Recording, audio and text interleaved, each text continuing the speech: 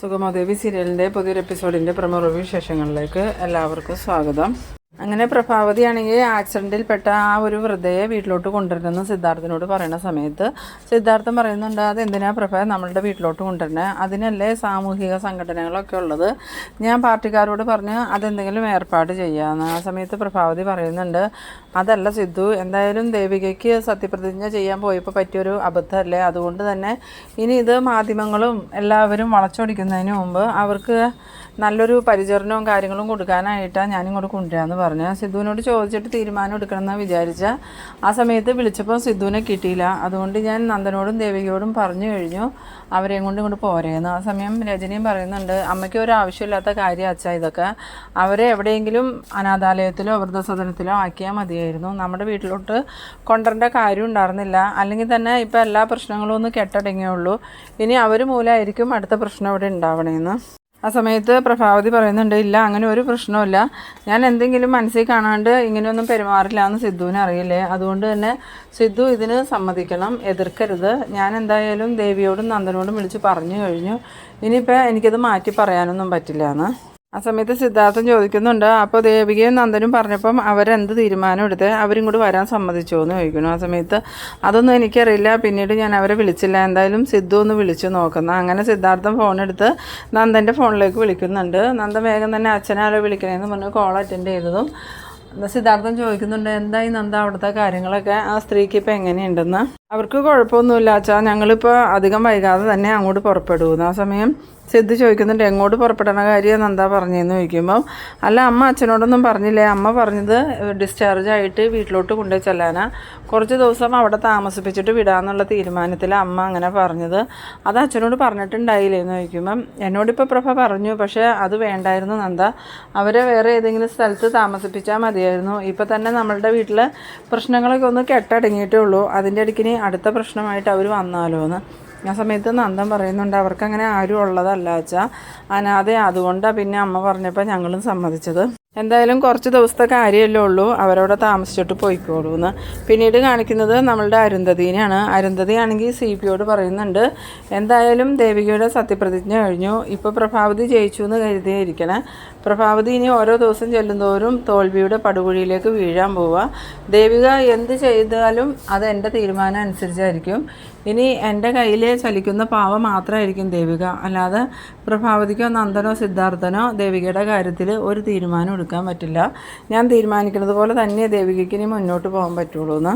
ആ സമയത്ത് C P പറയുന്നുണ്ട്, മേഡം അങ്ങനെ ഉറപ്പിച്ച് വിശ്വസിക്കുകയൊന്നും വേണ്ട, എല്ലാവരും സ്ഥാനമാനങ്ങൾ കിട്ടിക്കഴിയുമ്പോൾ അവരുടെ സ്വഭാവം മാറും, ഇപ്പോൾ തന്നെ ദേവിക പണ്ടത്തെ ദേവികയല്ല, നമ്മളുടെ MLA ആണ്, അതുകൊണ്ട് തന്നെ ആ ഒരു ഗമയും പവറൊക്കെ ദേവിക കാണിക്കാണ്ടിരിക്കില്ല, ഇനിയിപ്പോൾ മേഡം എന്തെങ്കിലും കാര്യവും പറഞ്ഞുകൊണ്ട് ചെന്നാൽ അതവൾ അംഗീകരിക്കണം എന്നില്ല എന്ന്. ആ സമയം അരുന്ധതി പറയുന്നുണ്ട്, അത് സി പിക്ക് ദേവികയെക്കുറിച്ച് നന്നായിട്ട് അറിയില്ലാത്തത് കൊണ്ടാണ്, കുറേ കാലം ഞാൻ ദേവികയുടെ ഒപ്പം ഉണ്ടായിരുന്നല്ലോ, മനസ്സിൽ നന്മ മാത്രമുള്ളൊരു പെൺകുട്ടിയാണ് അവൾ, അതുകൊണ്ട് തന്നെ മറ്റുള്ളവരെ ചതിക്കാനും പറ്റിക്കാനൊന്നും അവൾക്ക് അറിയില്ല, അത് കാരണം തന്നെ ഞാൻ എന്ത് പറഞ്ഞാലും അവളത് അനുസരിക്കുമെന്ന്. ഇതേസമയം നമ്മളുടെ ഋഷി അങ്ങോട്ട് വരുന്നുണ്ട്. ഋഷിയെ കണ്ടതും അരുന്ധതി വേഗം തന്നെ സി പിയോട് ഇനി ഒന്നും മിണ്ടണ്ടെന്നിങ്ങനെ കൈ കാണിക്കുന്നുണ്ടെങ്കിലും സി പി ഋഷിയെ കണ്ടതും ഋഷിയോട് പറയുന്നുണ്ട്, ഇനി ആവശ്യമില്ലാത്ത പ്രശ്നങ്ങളിലൊന്നും ചെന്ന് ചാടെടുത്തിട്ടോ ഋഷി എന്ന് പറയുമ്പോൾ, ഞാൻ ആവശ്യമില്ലാത്ത പ്രശ്നങ്ങളിലേക്കൊന്നും പോകില്ല, ആവശ്യമുള്ള പ്രശ്നങ്ങൾ ഞാൻ വിടാനും തീരുമാനിച്ചിട്ടില്ല, എന്തായാലും എൻ്റെ ലീനയെ ഈ ലോകത്തുനിന്ന് പറഞ്ഞയച്ച ആ പ്രഭാവതിയെ ഞാൻ വെറുതെ വിടാൻ പോകുന്നില്ല, എന്തായാലും ഞാനൊന്ന് പുറത്ത് വരെ പോയിട്ട് വരാമെന്ന് പറഞ്ഞ് പോകാൻ തുടങ്ങുമ്പം അരുന്ധതി ചോദിക്കുന്നുണ്ട്, നീ എവിടെ പോവാന്ന്. ആ സമയം ഋഷി പറയുന്നുണ്ട്, ലീനയെ അടക്കം ചെയ്തിരിക്കുന്ന സ്ഥലം എനിക്കൊന്ന് കാണണം, ഇതിനു മുമ്പ് ഒരിക്കൽ പോലും എനിക്ക് അങ്ങോട്ട് പോകാൻ തോന്നിയില്ല, അത് വേറൊന്നും കൊണ്ടുമല്ല, അവളുടെ അടുത്ത് പോകാനുള്ള ധൈര്യം എനിക്കില്ലായിരുന്നു, ഇനിയിപ്പോൾ എന്തായാലും അവളെ പോയി കണ്ടിട്ട് വേണം പ്രഭാവതിയോടുള്ള പ്രതികാരം വീട്ടാനെന്ന്. സമയത്ത് അരുന്ധതി പറയുന്നുണ്ട്, എന്നാൽ നീ ഒറ്റയ്ക്ക് പോകണ്ട, സി പിയും കൂടെ കൂട്ടിക്കോ ഒരു കൂട്ടിന്. അങ്ങനെ സി പിയും ഋഷിയും കൂടെ കൂടി ലീനയുടെ കുഴിമാടത്തിലേക്ക് പോകുന്നുണ്ട്.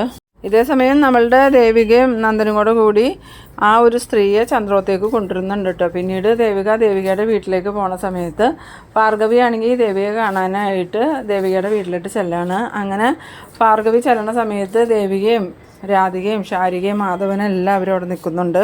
അവരെല്ലാം കണ്ടതും ഭാർഗവിക്ക് അവരെ ഫേസ് ചെയ്യാനൊക്കെ ഒരു ബുദ്ധിമുട്ട് തോന്നുന്നുണ്ട്. കാരണം ഭാർഗവി പ്രഭാവതി ജയിക്കുമെന്നും പറഞ്ഞ് ദേവികയെ ഒരുപാട് ചീത്ത പറയും, അതുപോലെ വെല്ലുവിളിക്കുകയൊക്കെ ചെയ്തതാണല്ലോ. അതിനുശേഷം ദേവികയെ കാണുമ്പോഴൊക്കെ ഈ ഭാർഗവി കുത്തിവാക്ക് പറഞ്ഞ് ദേവികയെ വിഷമിപ്പിക്കാറുണ്ടായിരുന്നു. അതുകൊണ്ട് തന്നെ ആ ഒരു വിഷമം ഭാർഗവിക്കുണ്ട്. അതേസമയം ശാരികയാണെങ്കിൽ ഭാർഗവി പറഞ്ഞ കാര്യങ്ങളൊക്കെ ഓർത്തിട്ട് ഭാർഗവിയെ കണ്ടതും എന്താ ഭാർഗവി ആൻറ്റി ഇപ്പം ഇങ്ങോട്ട് വന്നതെന്ന് ചോദിക്കുമ്പോൾ, അല്ല ഞാൻ ദേവിക മോളെ ഒന്ന് കാണാൻ വന്നതാ, സത്യപ്രതിജ്ഞയൊക്കെ കഴിഞ്ഞല്ലോ, എന്തായാലും MLA ആയിട്ട് നിൽക്കണ മോളെ കാണാനാന്ന് പറയുമ്പം ശാരിക പറയുന്നുണ്ട്, ഇതിനു മുമ്പ് ആൻറ്റി ഇങ്ങനെയൊന്നും അല്ലായിരുന്നല്ലോ പറഞ്ഞത്, പ്രഭ ആൻറ്റിയെ ജയിക്കുള്ളൂ, ചേച്ചി തോക്കും, ഇല്ലെങ്കിൽ ചേച്ചിയെ തോപ്പിക്കൂ എന്നൊക്കെയല്ലേ പറഞ്ഞത്. ഇവിടെ വന്ന് ചേച്ചിയെക്കുറിച്ചൊക്കെ എന്തൊക്കെ അനാവശ്യങ്ങൾ ആൻറ്റി പറഞ്ഞുകൊണ്ടിരുന്നതെന്ന്. ആ സമയത്ത് ഭാർഗവി പറയുന്നുണ്ട്, മോളതെല്ലാം ക്ഷമിക്കണം, ദേവി മോളോടും കൂടിയാണ് പറയണേ, ഞാൻ പലതും പറഞ്ഞിട്ടുണ്ട്, അത് പ്രഭ കുഞ്ഞിനോടുള്ള സ്നേഹം കൊണ്ടാണ്, അതുകൊണ്ട് മോളതെല്ലാം എന്നോട് ക്ഷമിക്കണമെന്ന്.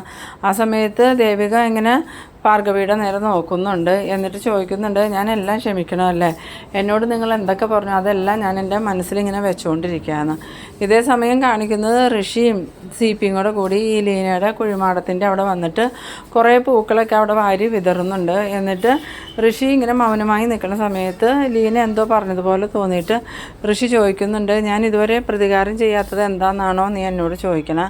അത് ഞാൻ മറന്നിട്ടൊന്നുമില്ല, ആ പ്രഭാവതിയെ ഞാനിനി ജീവിക്കാൻ അനുവദിക്കില്ല, അവരോട് പ്രതികാരം ചെയ്യാൻ പറ്റാത്തത് കൊണ്ടാണ് ഞാൻ ഇതുവരെ നിന്നെ കാണാനായിട്ടും കൂടി വരാതിരുന്നത്. ഇനിയിപ്പോൾ എന്തായാലും ഞാൻ എൻ്റെ മനസ്സിൽ ഉറച്ചൊരു തീരുമാനം എടുത്തിട്ടുണ്ട്, ഇനി പ്രഭാവതി അധികം ഈ ലോകത്തുണ്ടാവില്ല, അതുകൊണ്ടാണ് ഞാനിപ്പോൾ നിന്നെ കാണാൻ വന്നത്, ഇത് ഞാൻ നിനക്ക് തരുന്ന വാക്കാണ്. ഇതൊക്കെ കേട്ടുകൊണ്ടിരിക്കണം CPക്കാണെങ്കിൽ ആകെ അങ്ങനെ എന്തോ ഒരു വല്ലായ്മയൊക്കെ ആവുന്നുണ്ട്. കാരണം പ്രഭാവതിയുമായിട്ട് ഇനിയും ഋഷി വഴക്കിന് പോയിട്ടുണ്ടെങ്കിൽ അത് ഋഷിയുടെ ഭാവിയെ ബാധിക്കൂ എന്നുള്ള കാര്യം CPക്ക് അറിയാം. കാരണം പ്രഭാവതി അത്ര ചില്ലറക്കാരിയൊന്നുമല്ല.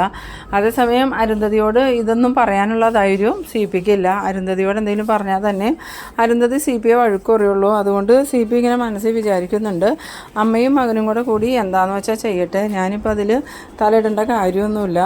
പ്രഭാവതിയും സിദ്ധാർത്ഥൻ ചന്ദ്രോത്തൊക്കെ ആരാന്നുള്ളത് എനിക്കറിയാം, ഇവരോട് പറഞ്ഞാൽ ഇവർക്കത് ബോധ്യമാവില്ല, എന്തായാലും അനുഭവിച്ചറിയട്ടെ എന്ന്. പിന്നീട് കാണിക്കുന്നത് പ്രഭാവതിനെയാണ്. പ്രഭാവതി ഇങ്ങനെ ആലോചിച്ചിരിക്കുന്ന സമയത്ത് രജനി അങ്ങോട്ട് വരുന്നുണ്ട്.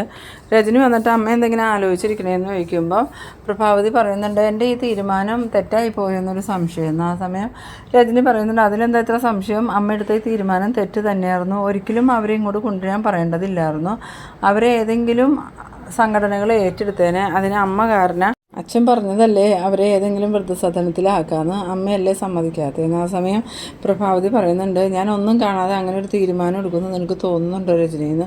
ഇല്ല, അമ്മ എന്തോ മുന്നിൽ കണ്ടുകൊണ്ട് അങ്ങനെ തീരുമാനിച്ചേക്കണേന്നൊക്കെ എനിക്കറിയാം, പക്ഷേ അത് പിന്നീട് നമുക്ക് തന്നെ ബാധ്യതയായി വരാതിരുന്നാൽ മതി. ആ സമയം പ്രഭാവതി പറയുന്നുണ്ട്, ദേവികയെ എൻ്റെ കസ്റ്റഡിയിൽ തന്നെ കിട്ടണമെങ്കിൽ ഞാൻ ഇങ്ങനെയുള്ള കാര്യങ്ങളൊക്കെ ചെയ്യണം, ഇല്ലെങ്കിൽ അവൾ അരുന്ധതിയുടെ വാക്ക് കേട്ട് നമുക്കെതിരാവും. അതിന് ദേവികയും അരുന്ധതിയും തമ്മിൽ ശത്രുതയൊന്നുമില്ലല്ലോ എന്ന് പറയുമ്പം, ഇല്ല, അവർ തമ്മിൽ നല്ല സ്നേഹത്തിലാണ്, അരുന്ധതിക്ക് ശത്രുത എന്നോടും എൻ്റെ കുടുംബത്തോടും, ദേവികയോട് അവൾക്ക് ശത്രുതയൊന്നുമില്ല. അതുമാത്രമല്ല ദേവികയെ അവൾ സ്വന്തം മോളെ പോലെ തന്നെയാണ് കാണുന്നത്, ദേവിക തിരിച്ച് അമ്മയെപ്പോലെയും.